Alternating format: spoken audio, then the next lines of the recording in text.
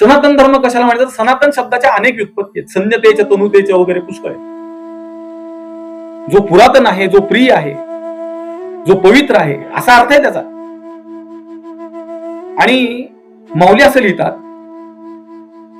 सगुण निर्गुण दोन्ही विलक्षण ब्रह्म सनातन विठ्ठल हा. विठ्ठलच जर सनातन आहे तर वारकरी संप्रदाय आणि सनातन हे कुठून आलं?